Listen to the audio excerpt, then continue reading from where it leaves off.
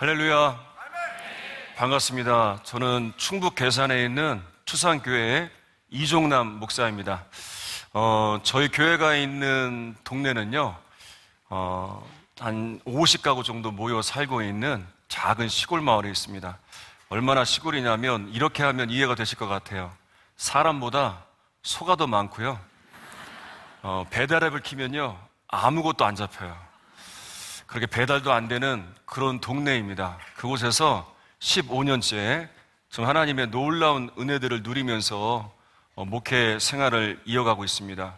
하나님께서 이 시골교회를 통해서 다음 세대들을 살려주셨고요. 이 시골교회를 통해서 우리 성도들의 또 영혼들, 우리 성도들을 통해서 또 주변의 영혼들을 살려주셨고요. 그리고 무엇보다 저의 가정에 놀라운 은혜를 주셨습니다.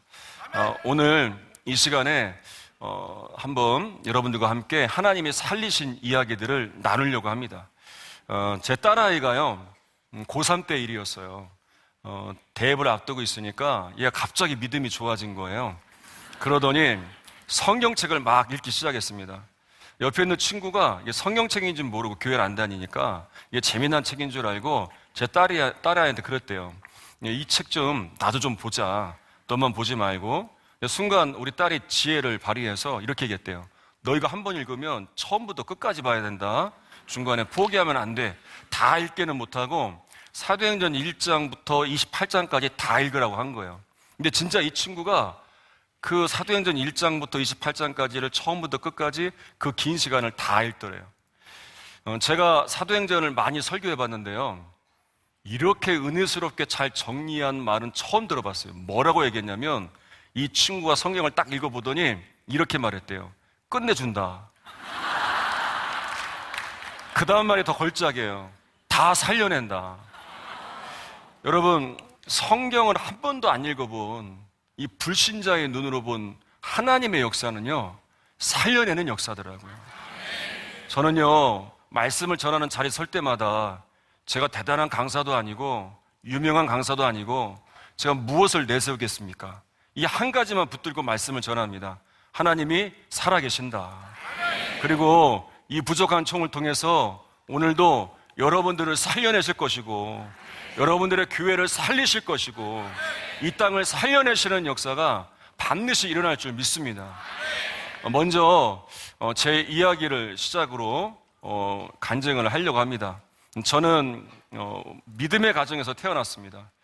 저희 부모님은 장로님이셨고 권사님이셔서 여러분 아실 거예요. 모태 신앙인 분들은 교회 안 나가면요 엄청난 핍박과 박해가 시작이 됩니다. 그래서 어쩔 수 없이 부모님의 손에 이끌려서 교회를 다니기 시작했어요. 그렇게 열심히 다니다가 중학교 2학년 때 예수님의 십자가의 사건이 믿어지기 시작하는 거예요. 이게 정말 가슴으로 다가오기 시작했습니다. 그 다음부터 정말 어른 예배도 빠지지 않고 정말 열심히 신앙생활을 했어요. 근데 문제는 20살 때 이제 신앙의 회의가 온 거예요.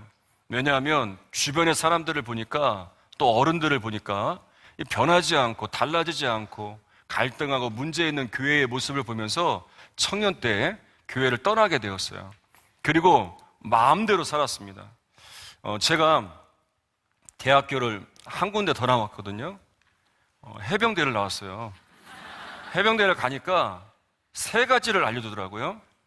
악, 깡, 무대포. 이 3가지를 배우고 제대를 하고 난 다음에 완전히 다른 사람이 돼서 제대를 했습니다.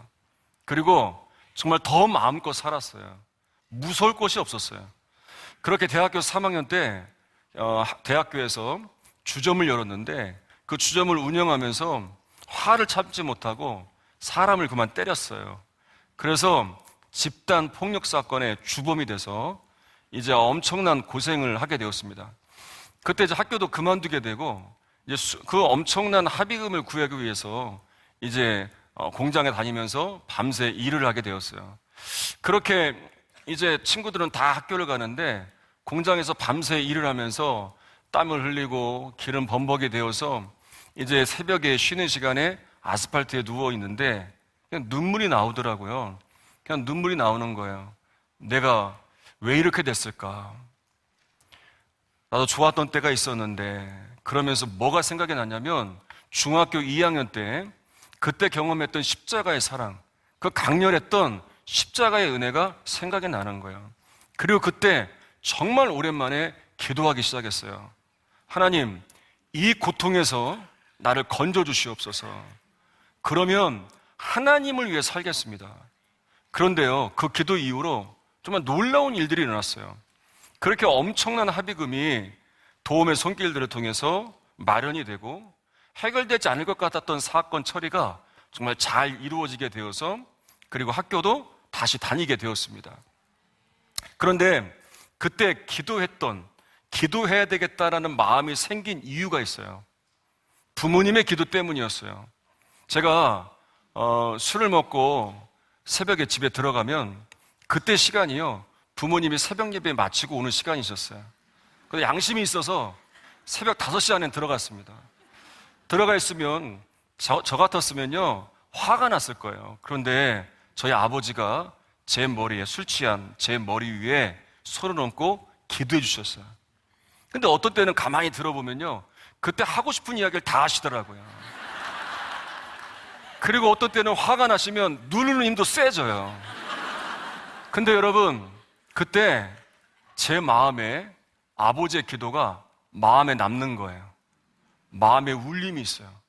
그러면서 이런 생각을 가졌어요. 내가 언젠가는 돌아가야지. 여러분, 여러분들의 기도를 하나님이 들으십니다. 특별히 여러분들의 자녀를 향한, 여러분 자녀들이 하나님을 떠나 있는 자녀들이 있습니까? 여러분 신앙생활 하다가 하나님을 떠난 자녀들, 그리고 또 구원받지 못한 자녀들이 있습니까? 여러분 포기하지 말고 기도하세요. 근데 그냥 기도하지 마시고, 여러분 집에 왔을 때 그냥 교회 다녀 권면만 하지 마시고 머리에 손을 얹고 기도해 주세요. 이왕이면 저희 아버지처럼 세게 그때 하고 싶은 말씀도 하시면서, 중요한 건 여러분들의 간절한 그 기도에 응답하셔서 하나님께서 여러분들의 기도를 통해 여러분들의 자녀들이 주님 품으로 돌아오는 역사, 구원의 역사들이 계속 일어날 줄 믿습니다. 그때쯤에 한 여대생을 만나게 되었어요. 알고 보니까 고향 후배인 거예요. 그래서 밥이나 한번 먹자고 만났습니다. 그럼 복학생들의 흔한 작업이잖아요. 오빠가 밥 한번 살게 해서 만나게 된 거예요.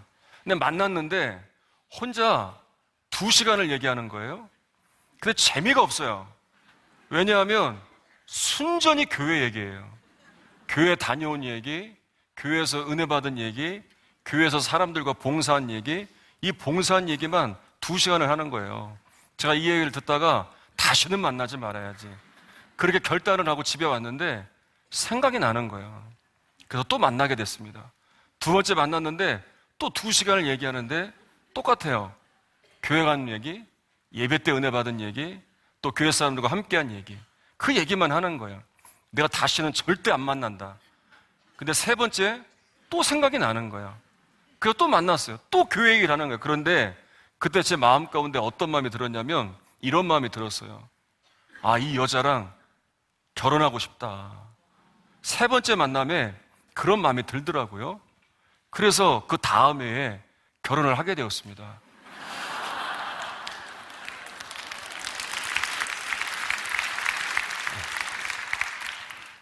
결혼.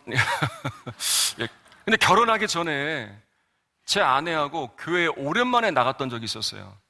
제 여자친구일 때 저를 교회에 데리고 갔었는데, 여러분 오랜만에 교회 나가면 정말 민망합니다.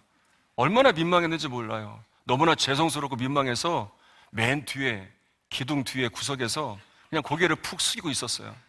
근데 그때 하나님께서 목사님을 통해서 어떻게 말씀하셨냐면 이렇게 말씀하셨어요. 수고하고 무거운 짐진 자들아, 다 내게로 오라. 내가 너를 쉬게 하리라. 여러분, 하나님은 정말 마음껏 살던, 하나님을 떠나 죄 짓고 살던, 정말 그 은혜도 알지 못하고 정말 그렇게 살던 저를 그냥 안아주셨어요. 품어주셨어요. 그 예배 때 얼마나 많은 눈물을 흘렸는지 모릅니다. 누가복음 15장에 보면 탕자의 비유가 나옵니다.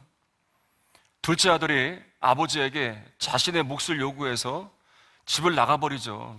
그리고 다 탕진해서 거지가 되어 돌아옵니다. 그렇게 돌아온 아들을 아버지는요, 달려가서 안아줍니다. 입을 맞춰요. 잔치를 열죠. 아버지가 왜 그렇게 하는지 아세요? 아버지는 아들만 생각했어요. 그래서 아들이 왔을 때 책망하지 않았어요. 네가 어떻게 그럴 수 있느냐? 내가 너에게 준 걸 어떻게 했느냐? 아버지는 아들만 생각한 거예요. 주님은 저만 생각하셨더라고요. 여러분, 이것이 우리에게 임한 은혜예요. 우리는 놀라운 주님의 사랑과 은혜를 경험했습니다. 우리는 분명히 알아요. 분명히 누렸어요. 분명히 만났어요. 그럼에도 우리는 흔들려요. 그럼에도 우리는 불순종해요. 그럼에도 우리는 마음대로 내가 옳은 대로 살아갑니다. 그런데 깨닫고 돌아서 주님 앞에 나오면 주님은 한 번도 네가 어떻게 그럴 수 있니? 네가 나한테 어떤 은혜를 받았는데 그럴 수 있느냐라고 하지 않으셨어요. 그냥 품에 안아주세요. 여러분, 오늘도 주님의 이 은혜로 인해서 우리 모두가 이 자리에 있는 거예요. 그리고 오늘도, 그리고 이번 다니엘 기도회를 통해서 계속해서 이 은혜가 임하고 있지만 계속해서 하나님께서는 여러분들을 안아주실 것이고 위로해 주실 것이고 다시 일으켜 주실 것입니다. 이번 다니엘 기도회를 통해서 여러분들에게 이 위로의 은혜가, 회복의 은혜가 날마다 더 임할 줄 믿습니다. 그리고 이제 신학교에 가게 되었습니다. 학교에 다니면서 너무나 많은 고민을 했어요. 이 힘든 일을 가야 되나 말아야 되나. 갖춰진 것이 없고 준비된 것이 없기 때문에 늘 고민했습니다. 그런데 저희 부모님도 기도를 많이 해주셨지만 저희 장인어른, 장모님도 정말 기도를 많이 해주셨어요. 그 기도 덕분에 신학교를 잘 마치게 되었습니다. 감사하게도 저희 고향교회에서 이제 부사역자로 받아주셔서 전도사 생활을 잘 마치게 되었습니다. 그리고 담임 목회지로 가야 되는데 자리가 없는 거예요. 그래서 아내하고 40일을 작정하고 금식 기도하기 시작했어요. 그리고 그 기도가 끝날 때쯤에 한 교회에서 연락이 왔는데 바로 지금 목회하고 있는 그 교회예요. 지금 교회 사진이 나오는데요. 15년 전에 부임했던 교회 첫 모습입니다. 전형적인 시골 교회죠. 교회 가 보니까 우리 성도님들이 그렇게 기도했대요. 오시는 목사님을 위해 기도하는데 담임 목사님은 젊었으면 좋겠다. 사모님은 피아노를 잘 쳤으면 좋겠다. 이렇게 한 가지만 놓고 기도한 게 얼마나 감사한지 몰라요. 제가 할 줄 아는 게 없었어요. 제가 젊기만 했고요. 저희 아내는 피아노만 잘 쳤거든요. 그렇게 해서 이제 저희 교회에 부임을 하게 되었습니다. 그런데 여러분, 제가 시골교회 부임해서 가장 많이 들었던 이야기가 있어요. 희망적인 얘기, 소망적인 얘기가 아니었어요. 이런 얘기들이었어요. 시골교회 3년 지나면 할 거 없다. 근데 이상하게도요, 그 이야기를 들을 때마다 제 안에 이상한 오기가 생겼어요. 하나님이 시골교회, 하나님이 3년만 역사하시고 안 하시나? 하나님이 도시에만 역사하실까? 하나님이 사람 많은 곳에만 역사하실까? 그러면서 자연스럽게 우리 성도들과 그렇게 기도했습니다. 하나님, 이 시골교회를 통해서 하나님의 살아계심이 드러나게 해주세요. 그래서 안 되는 곳에서도 하나님이 여전히 역사하시고 지금도 하나님의 일하심은 일어난다는 것을 이 시골교회를 통해서 드러내 보여주시옵소서. 그렇게 기도하는 가운데 이 시골에 있는 아이들을 만나게 되었고 저희 교회가 다음 세대 사역을 시작하게 되었습니다. 그 중에 다음 세대 사역에 시작이 되는 아주 귀한 남매 아이를 만나게 되었어요.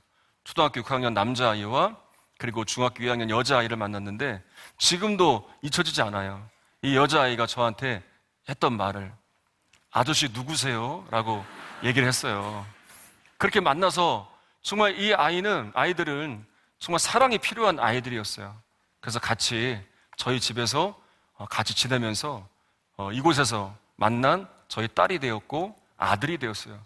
그리고 그 뒤로 또 함께하는 아이들과 뜨겁게 예배를 드리기 시작했습니다. 항상 아이들이 교회를 오면요, 사택으로 제일 먼저 들어왔어요.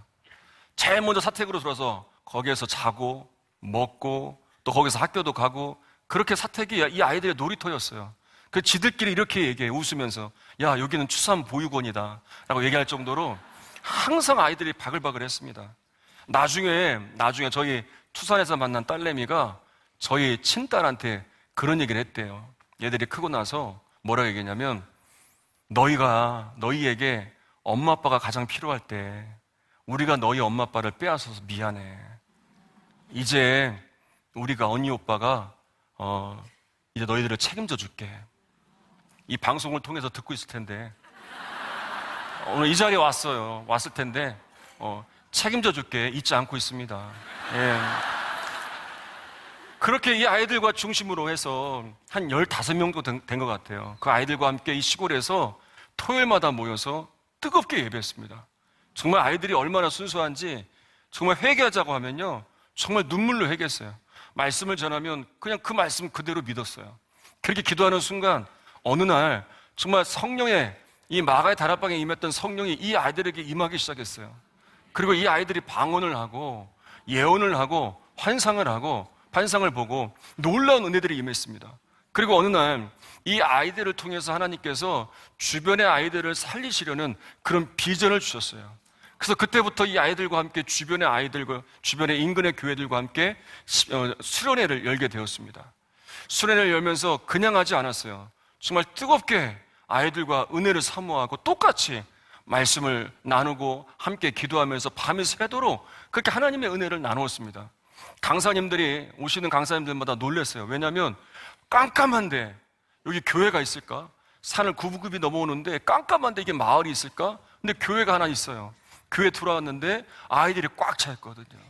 근데 그 아이들이 정말 눈물로 기도하거든요. 열정적으로 기도하거든요.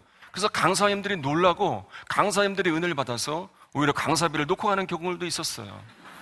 그렇게 은혜가 이어지기 위해서 이 아이들이 기도 모임을 시작했습니다. 학교에서, 중학교에서, 고등학교에서, 각자 다니는 학교에서 그렇게 기도 모임을 시작을 했습니다. 그리고 교회에서처럼 뜨겁게 예배하고 찬양하고 기도하고 매일마다 은혜를 나누면서 학교에서 시끄러우니까 쫓겨나기도 했다는 거예요. 그래서 멈추지 않고 그렇게 은혜를 이어갔고요. 또 그 아이들과 함께 다음 세대 집회를 지금까지도 열고 있습니다. 지금 사진이 나오는 게 뭐냐면 국민일보에서 얼마 전에 저희 교회 다음 세대 사역을 취재한 이야기인데요. 그동안 정말 위기도 많았습니다. 떠나는 아이들도 많았고 또 타지로 나가는 아이들도 많았고 또 코로나를 지내면서 위기도 있었지만 이렇게 다시 아이들이 모이기 시작하면서 하나님의 은혜를 흘려보내는 일들, 그러니까 아이들이 많고 적고를 떠나서 하나님께 기도했던 것처럼 하나님 이 시골교회를 통해서 하나님의 영광이 드러나게 하소서 기도했던 것처럼 그렇게 하나님은 저렇게 사용해 주셨어요. 첫 번째 사진이 뭐냐면 작년에 저희 아이들과 함께 홍대 앞에 공연장에서 목요 예배가 열립니다. 가서 저희 아이들과 연주했던 집회를 인도했던 사진이고요. 두 번째 사진이 코로나 전에 다음 세대 집회 그 사진이에요. 그걸 취재해서 나왔던 사진입니다. 처음 만났던 아이들이 이제는 지금 30대가 되었어요. 그리고 지금 또 새로운 아이들이 전도가 돼서 우리 또 하나님께서 귀하게 감사하게도 우리 시골교회에 여러분 이 시골교회 전사님들이 또 오셔서 두 분이 협력해 주셔서 또 아름답게 섬겨줘서 우리 다음 세대가 계속 예배가 지금도 이어지고 있고 계속해서 그 은혜를 흘려보내고 있습니다. 아이들이 한참 기도할 때 한 여자아이가 이런 환상을 봤다는 거예요. 어떤 환상을 봤냐면 목사님이 수많은 사람들 앞에 말씀을 전하는 환상을 봤다는 거예요. 근데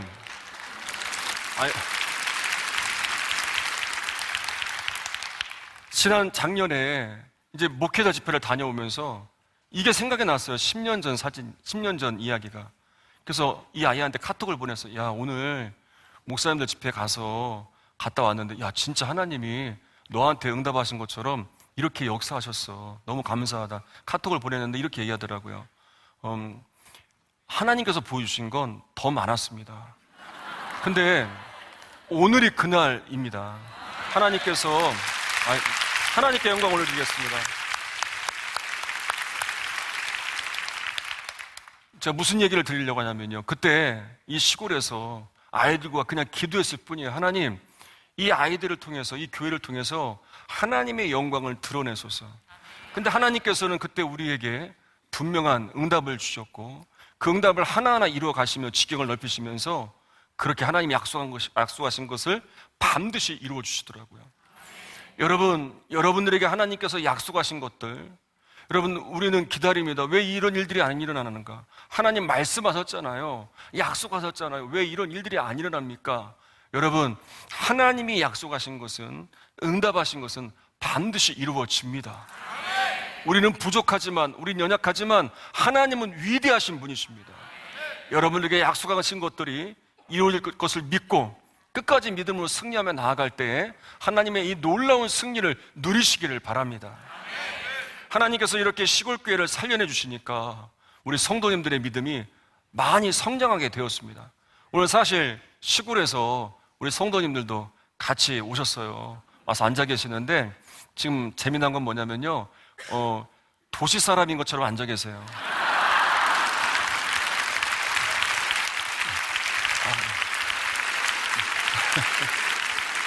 자리에서, 잠깐 일어나 주세요. 우리 성도님들 자리에서 잠깐 일어나 주세요. 우리 청년들도 같이.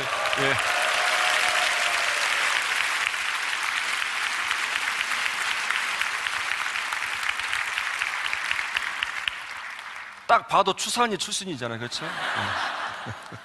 우리 성도님들이 너무나 열심히 교회를 섬겨주셔서 신앙이 많이 성장하다 보니까 교회에 좋은 일들이 많이 생기게 되었습니다. 얼마나 신앙이 성장했냐면, 한 가지 좀 예를 들자면, 한 해 매해마다 신방을 하는데 하나님께서 그런 마음을 주셨어요. 올해는 농사의 터를 신방해라. 우리 성도님들이 다 농사를 지으시거든요. 그래서 정말 밭을 다니면서 다 신방을 했습니다. 여러분, 밭에 가서 땅에 대고 안수도 하고요, 나무를 붙잡고 안수도 해봤어요. 그러면 성도님들한테 이번 기대해라, 이번 대박이 날 거다, 농사가. 담임자에게 하나님께서 이런 은혜를 주셨고, 아니 누가 땅에다 안수하고 나무에다 안수하겠습니까? 그럼 믿음으로 했으니 놀라운 은혜가 임할 것이다. 근데 진짜 놀라운 은혜가 임했어요. 아멘은 이따 들어보고 하셔야 돼요. 그해 태풍이요, 3개가 왔어요. 근데 여러분, 우리 충북 지역은 내륙입니다. 중심이에요. 태풍 피해가 없어요. 근데 마지막 온 태풍이요, 정말 우리 동네에 아주 많은 피해를 줬어요.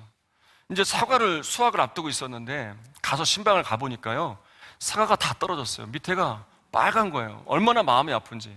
근데 순간 드는 생각이, 내가 대박이 날 겁니다. 잘 될 겁니다. 선포했잖아요. 난 거짓말한 목사가 되겠구나. 이제 떠날 때가 됐는가? 그런 마음까지 들더라고요. 그 저희 선임 장로님 댁을 신방을 먼저 했습니다. 갔더니 장로님이 이렇게 말씀을 하시는 거예요. 일단 웃으시더라고요. 그래서 안도가 돼요. 뭐라고 말씀하셨냐면, 목사님, 우리가 욕심을 많이 부려서 많이 열매를 남겨뒀더니 하나님이 알아서 바람으로 솎아주셨어요. 그렇게 얘기를 해주세요. 우리 권사님 댁에 가서, 여기도 권사님 오셨지만 권사님한테 가서, 권사님 괜찮으세요? 그랬더니 권사님이 사과나무를 보면서 남아있는 걸 보더라고요. 그러면서 이렇게 말해요. 목사님, 어제 그렇게 바람이 불었잖아요. 근데 얘는 남아있네요. 그렇게 얘기를 하시는 거예요. 근데 제가 뭘 느꼈냐면, 우리 성도님들의 믿음이 정말 많이 성장했다. 하나님 왜 이렇게 하셨습니까? 라고 할 수 있잖아요. 당장 수확을 앞두고 있는데 하나님 이렇게 하면 어떻게 하시나요? 라고 불평하고 원망할 수 있잖아요. 그런데 전혀 하나님께 원망하고 불평하지 않고 하나님을 바라보고 있더라고요. 아, 하나님이 이 고백을 들으셨구나, 이 고백을 받으셨구나. 그리고 남아있는 농사가 콩농사였습니다. 여러분, 콩이 그런 적이 없었어요. 그해 2~3배 가격이 올랐어요. 그래서 결국에는 다 결산해 보니까 이 피해본 곳 이상으로 채워지는 역사가 일어나게 되었어요.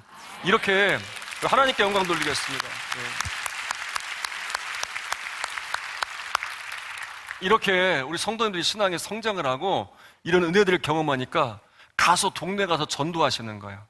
근데 여러분 아시잖아요. 시골은 막 이 도시처럼 그럴듯하게 막 전도 양육 받고 1코스, 2코스, 3코스 받고 이게 안 돼요. 우리 성도님들 순수하세요. 가서 그냥 믿어봐 하면서 계속 갖다 주세요. 물량 공세를 합니다. 사과도 갖다 주고, 배도 갖다 주고, 콩도 갖다 주고, 옥수수도 갖다 주고, 배추도 갖다 주고, 복숭아도 갖다 주고, 제가 하도 많이 적었는데 감자, 고구마 뭐 계속 갖다 줘요. 나올 때까지. 그러면 지쳐서 나와요. 그래서 그렇게 한 분 한 분 전도가 되는 거예요. 오랜만에 고향교회 온 우리 출신들 있잖아요. 시골교회 출신들. 그러니까 고향교회 상황을 알잖아요. 와서 깜짝 놀라는 거예요. 아니, 저 승질, 저 고약한 저분이, 아니, 어떻게 교회를 다니냐고. 아니, 저분은 안 믿을 줄 알았는데 교회를 다니냐고 놀라워 하시는 거예요. 이사 오시는 분들이, 또 우리 장로님들, 권사님들이 그렇게 가서 또 밭을 일굴 때 트랙터를 갖고 가서 또 읽어주시고, 또 필요할 때마다 도와주시고, 그렇게 자기 일처럼 도와주니까 결국에는 그 모습을 보면 감동마다 나오는 거예요. 그래서 우리 장로님, 권사님들의 열정을 통해서 우리 교회가 이 시골에 있지만 영혼 구원의 역사가 계속 일어나는 거예요. 올해도 그렇게 계속해서 교회에 나오고 예수를 믿게 되고 또 세례받는 분들이 계속 이어지게 됩니다. 여러분, 제가 시골에서 목회하면서 제가 깨달은 게 있어요. 사람이 없는 게 아니에요. 저희 동네도 보니까 전도할 대상자들을 제가 한번 파악해 봤어요. 저희가 선교할 수 있는 지역이 5개 지역인데 150가정이 예수를 안 믿고 있어요. 저희 면이 불정면이에요. 불정면에 예수를 안 믿는 사람들이 2,300명이에요. 괴산군에 예수를 믿지 않는 사람들이 32,000명이에요. 다음 세대가 없다고 얘기합니다. 제가 학교에 가봤어요. 장학금을 주러 읍내 가보니까 애들이 수백 명이 있어요. 교회 사람이 없는 것이지 나가보니까 전도의 대상자들은 너무 많은 거예요.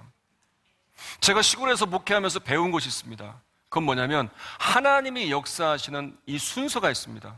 하나님은 모든 걸 다 바꾸시고 내 주변의 모든 사람을 다 바꾸신 다음에 나를 앉혀놓지 않으세요. 우리는 하나님을 향해 그렇게 원망해. 하나님, 왜 안 바꿔주세요? 왜 안 달라지나요? 이 사람은 왜 안 바뀌나요? 왜 내 옆에 붙여주셔서 이 사람은 안 바뀌어서 왜 고통당하게 하시나요? 라고 말하지만 하나님의 일하심의 순서가 있습니다.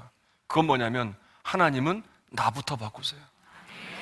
그리고 변화된 나를 통해서 세상을 주변을 바꿔가세요. 이걸 성경을 찾아보니까 요한복음 4장 14절에 이렇게 나와 있더라고요. 같이 한번 읽어보겠습니다. 시작.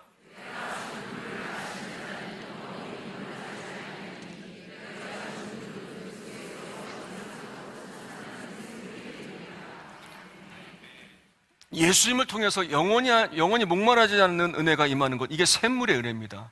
그래서 예배를 드리다가 또 이런 특별 기도회를 통해서 내게 임하는 이 샘물의 은혜가 있습니다. 내가 변화돼요. 내가 주님을 만나며 새로워지게 됩니다. 주의 말씀에 도전을 받습니다. 그리고 사명을 따라 말씀을 따라 살아가는 나를 통해 어떤 일이 일어나냐면 요한복음 7장 38절의 역사가 일어납니다. 읽겠습니다. 시작.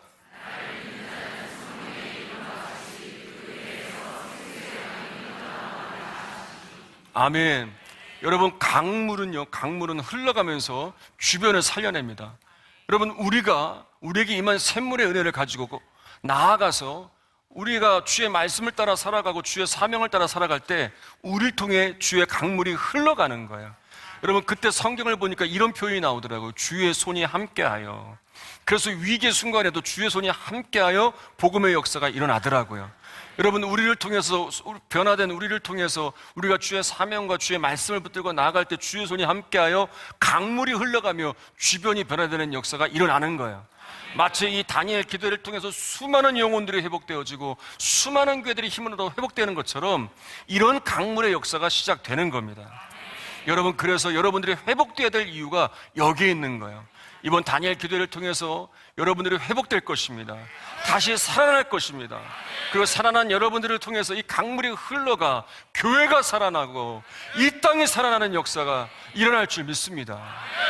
이제 저희 가정을 살리신 저희 가정에 대한 간증을 이어가려고 합니다.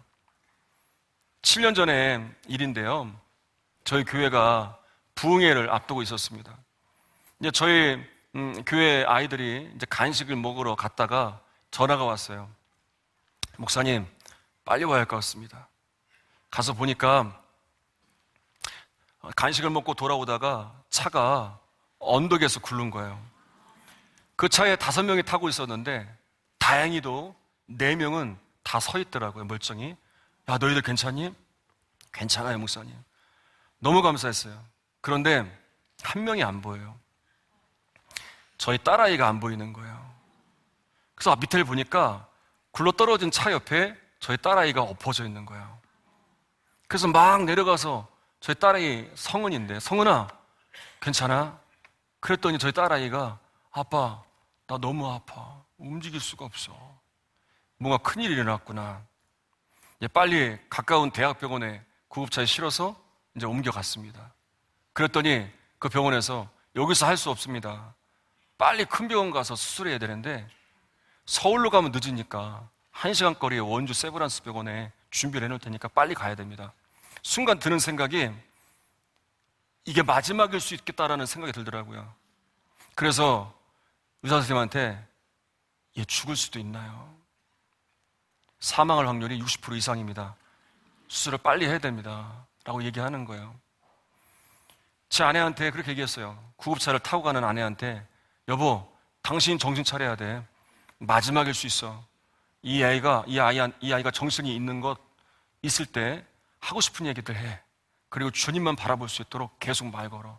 그리고 저는 뒤에 구급차를 따라가며 운전을 하고 가는 거예요. 사실 사람들 앞에 당당한 척했지만 제 마음은요 정말 무너져 내렸어요. 그때가 이 간증을 정말 많이 했거든요. 근데 또 그때가 생각이 나면 하나하나 다 기억이 나요. 그 차를 따라가면서 하나님께 절규했어요. 하나님, 이건 아니잖아요. 제가 시골에 와서 이 교회를 살려보려고, 영혼을 살려보려고, 아이들 살려보려고 애썼잖아요. 근데 왜 우리 아이입니까? 차라리 저를 데려가시지, 저를 다치게 하시지, 왜 우리 아이입니까? 소리를 지르면서 절규하면서 그렇게 1시간 거리를 따라갔습니다. 병원에 가보니까 아이의 상태가 정말 심각한 거예요. 얘가 차에서 튕겨져 나오면서 차가 얘를 밟았던지 아니면 차가 얘를 쳤던지 해서 골반에 여러 군데가 골절이 돼서 이 골절된 뼈가 장기를 다 찔러버린 거예요. 그래서 이 장 파열이 일어나서 곳곳에서 파열해서 불순물이 나오고 있고, 무엇보다 피가 너무 많이 흘린 거예요. 그때 상황을 다 얘기하지 못했어요. 의사 선생님과 나눈 얘기들을 저희 가족만 지금까지도 알아요. 너무 심각한 상황이었어요. 그때 딸 아이가 했던 얘기가 생각이 나더라고요. 그 엎어져 있을 때, 아빠, 나 너무 아파 라고 얘기했을 때 얘가 이렇게 얘기했어요. 근데 다른 언니 오빠들은 괜찮아? 얘가 그 얘기를 했어요. 그때 이 아이가 수술실에 들어가서 수술할 때 이 말이 기억이 나면서 정말 많이 울었어요. 얘는 이렇게 지가 사고 나서 아픈데, 지는 죽어가는데 그때도 아이들을 생각하고 있더라고요. 저만 목회한다고 생각했는데, 제 아내하고만 목회한다고 생각했는데, 저희만 교회를 생각하고 아이들을 생각하고 성도들을 생각한다고 했는데, 이 아이도, 우리 아이들도요 교회를 위해 참고 있었고요, 늘 어른들을 생각하고 있었고, 늘 아이들을 생각하고 있었더라고요. 다음 세대 집회 때 이 간증을 하면요 꼭 우는 아이들이 있어요. 그 우는 아이들을 보면 다 목사님 아들들이에요. 자녀들이에요. 같은 마음이거든요. 그렇게 이 아이가 수술실에 들어갔습니다. 그리고 밤새 수술을 하고 이제 새벽이 돼서 아침에 나왔어요. 나왔는데 도저히 볼 수가 없더라고요. 이게 수술을 받고 나서 중환자실에 있다가 일반 병실로 옮겨진 가장 좋았을 때의 모습이에요. 저렇게 이제 병원 생활이 시작이 되었습니다. 장로님들이 찾아왔어요. 수술이 마치고 난 다음에 부흥회를 하기로 했잖아요. 그날 목사님, 부흥회에 오시는 강사님한테 연락해야 될 것 같습니다. 근데 순간 뭐가 떠올랐냐면 말씀이 떠올랐어요. 여러분 위기 때, 어려울 때 말씀이 생각나는 것이 하나님이 하시는 일입니다. 그 말씀을 붙들라고, 그 말씀으로 역사하시려고 그 말씀을 주시는 거예요. 제가 떠올랐던 말씀이 오늘 나누는 이 시편 57편의 말씀이었어요. 시편 57편 말씀은요, 다윗이 사울의 위협을 피해서 굴 속에 있을 때 썼던 시예요. 다윗이 이 죽음의 위협 가운데 힘겨워하고 어려워하다가 이 굴 속에서 기도하기 시작한 거예요. 다윗이 어떻게 기도했냐면 처음엔 이렇게 기도했어요. 하나님, 나 좀 도와주세요. 하나님, 이 고난 좀 지나가게 해주세요. 그런 기도였습니다. 그런데 그렇게 기도하면서 다윗의 마음이 바뀌기 시작했습니다. 내가 언제까지 힘들다고만 할까? 여기에 하나님이 함께 하시지. 여러분, 우리가 기도를 시작해야 되는 이유가 여기에 있습니다. 기도하기 전까지는 힘든 상황만 생각하면서 어려워하고 낙심하고 절망합니다. 그런데 기도하기 시작하면서 하나님이 함께 하심이 믿어지는 거예요. 그때부터 역사가 시작되는 겁니다. 다윗이 하나님이 함께 하심이 믿어지면서 기도의 내용이 바뀝니다. 그게 오늘 본문의 말씀이에요. 7절, 8절 읽어보겠습니다. 시작.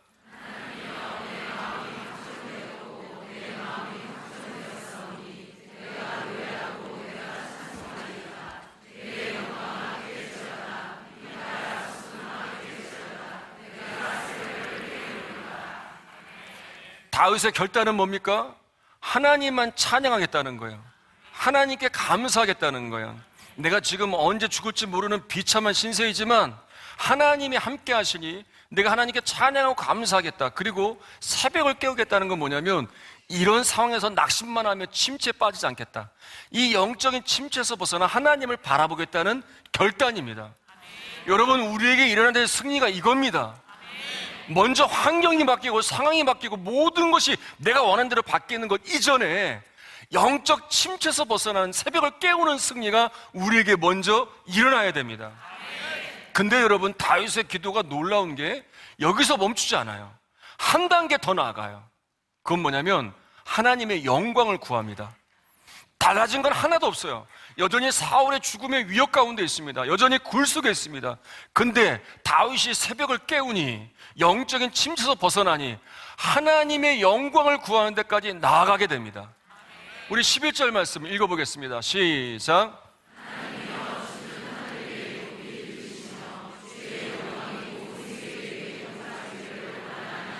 아멘. 다윗이 드린 기도대로 이후에 영광의 일들이 일어납니다. 사무엘상 22장에 보게 되면 다윗과 함께 있었던 굴 속에 있던 사람들이 한 400명쯤 되었어요. 그들이 다 어려운 자들이었는데 그 좁은 굴 속에서 갈등을 일으킬 만도 한데 나중에 다윗이 나라를 세우는데 엄청난 공을 세웁니다. 어떻게 그런 일들이 일어납니까? 다윗의 기도의 비결이 있어요. 어려울 때, 힘들 때 새벽을 깨워 하나님의 영광을 구했잖아요. 이 말씀을 기억하고 부흥회를 시작한 거예요. 그리고 부흥회를 인도하러 처음에 가서 교회 강단에 엎드렸을 때 하나님께서 이렇게 응답하셨어요. 정확하게. 내가 했다. 저한테 이런 응답을 주셨어요. 이건 어떤 응답이었냐면 얘는 사고 났을 때 죽는 거예요. 수술할 때 잘못되는 거예요. 그런데 하나님께서 내가 할 것이다. 얘는 내가 살렸으니 앞으로 내가 살릴 것이고 이끄실 것이고 함께 할 것이다. 그런 응답이었어요. 그리고 그 부흥회를 통해서 이 부흥회를 통해서 우리 교회가 살아나게 되고 그리고 이 부흥회 이후에 우리 장로님과 성도님들이 중심이 돼서 금식을 하며 이 아이를 위해 기도하기 시작했어요. 그리고 전국의 수많은 목사님, 사모님, 성도님들이 어떻게 이 아이의 소식을 알았는지 그렇게 기도해 주시는 거예요. 찾아와서 기도해 주시고 또 기도해 주신다고 많은 연락들을 받았어요. 그리고 이 아이한테 정말 놀라운 은혜의 일들이 일어나기 시작하는 거예요.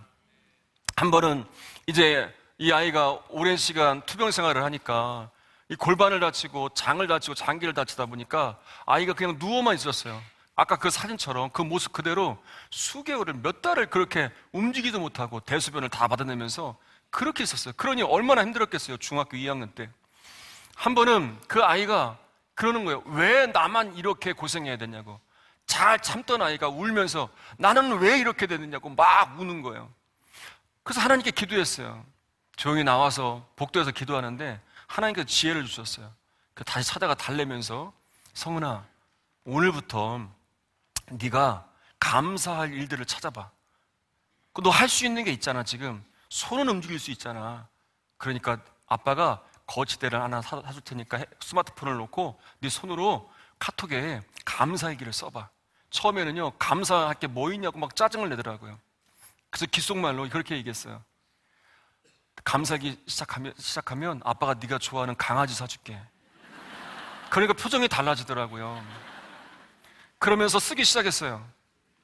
근데 여러분, 처음에는 짜증내던 그 아이가 감사할 게 뭐가 있어 했던 그 아이가 감사일기를 쓰더니 매일마다, 아니 몇 시간마다 계속해서 감사일기를 쓰더라고요.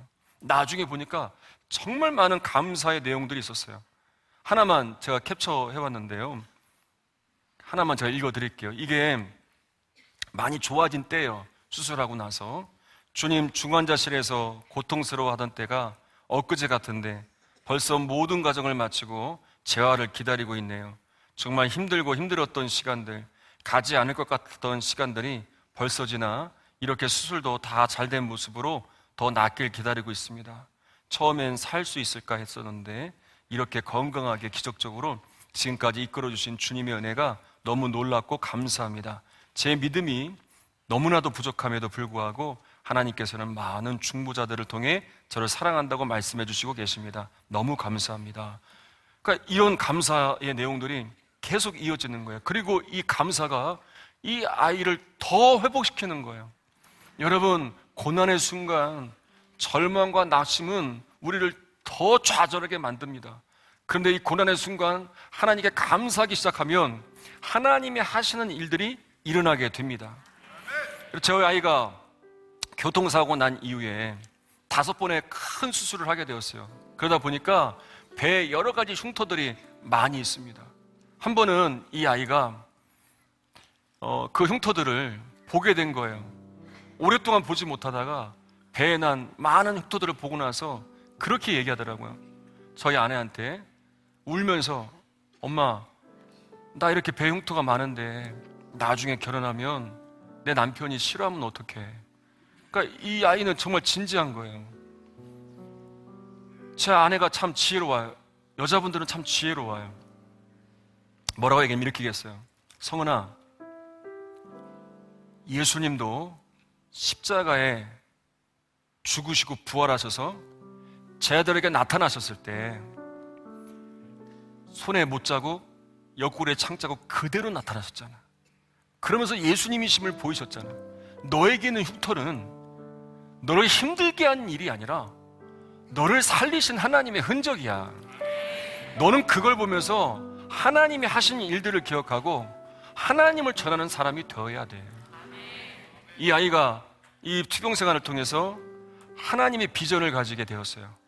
그리고 지금은 대학교 4학년인데 이 비전을 가지고 열심히 자기가 힘들었을 때 그를 경험했기 때문에 나중에 청소년들, 다음 세대를 돕기 위하여 지금 열심히 공부하고 내년에는 이제 대학원 준비를 하고 있어요.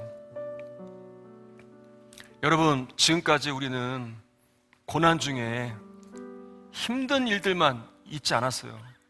고난 중에 우리를 도우신 하나님의 은혜의 역사들이 분명히 있었습니다.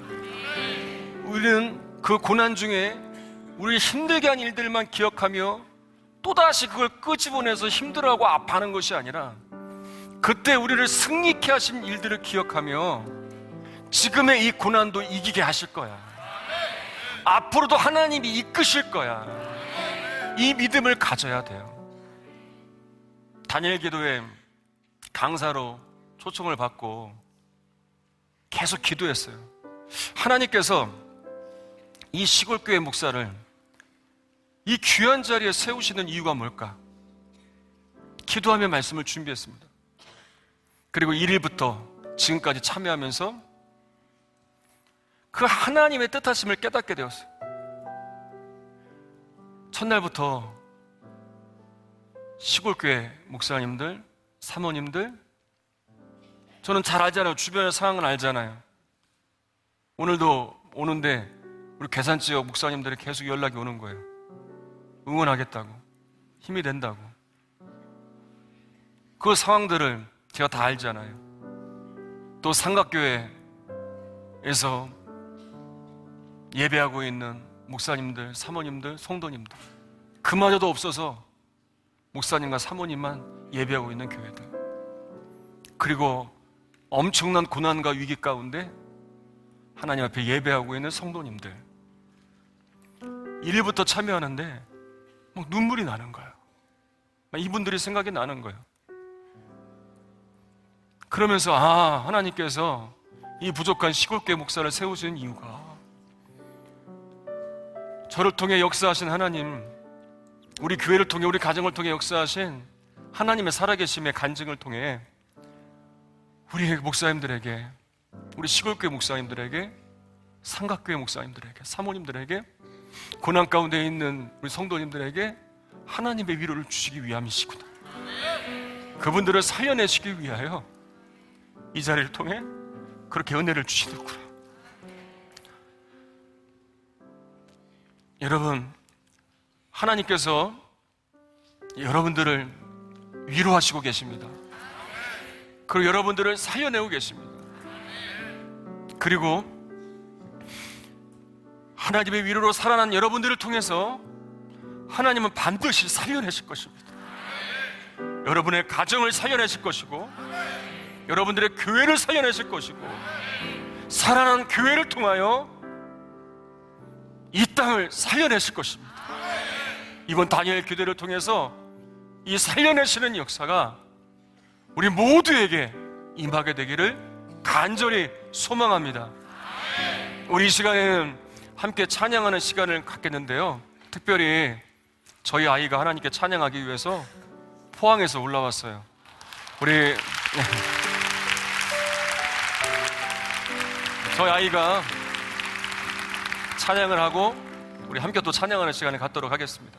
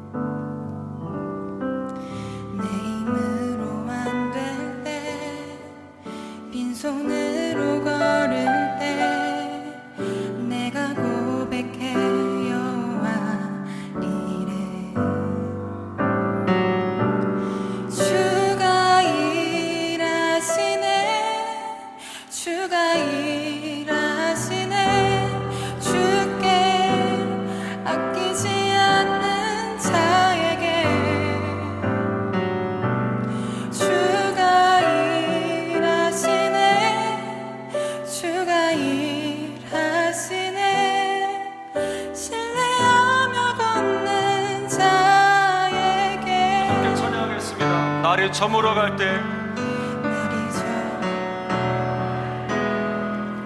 날이 저물어 갈 때, 빈들에서 걸을 그때가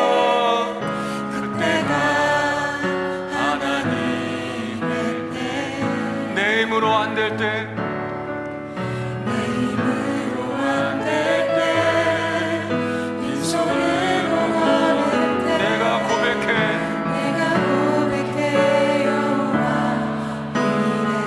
주가 일하십니다.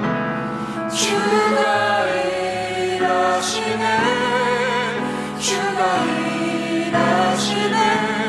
주께 아끼지 않는 자에게 주님이 일하십니다.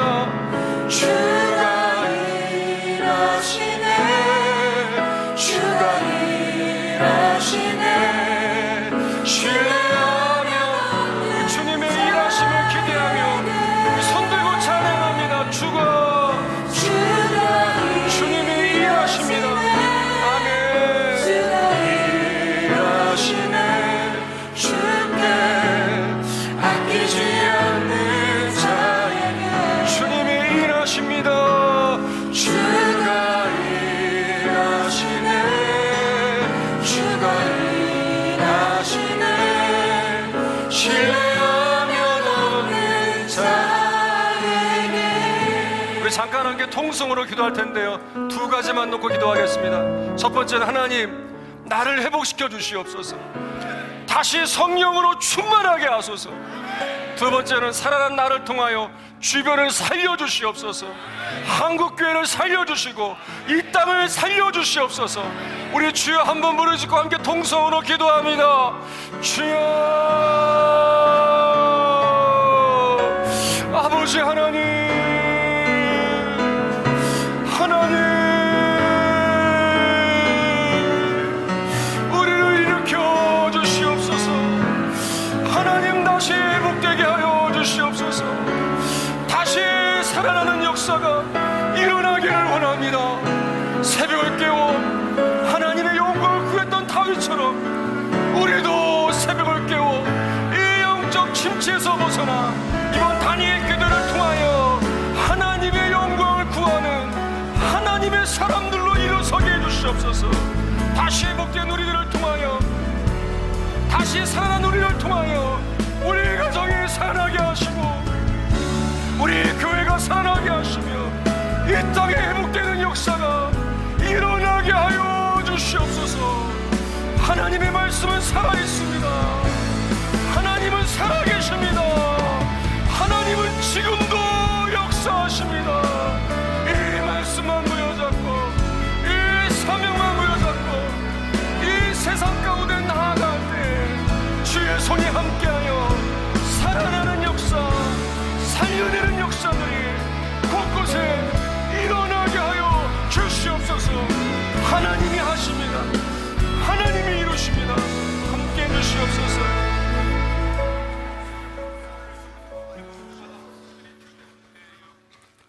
하나님, 위기라는 말이 너무나 들려옵니다.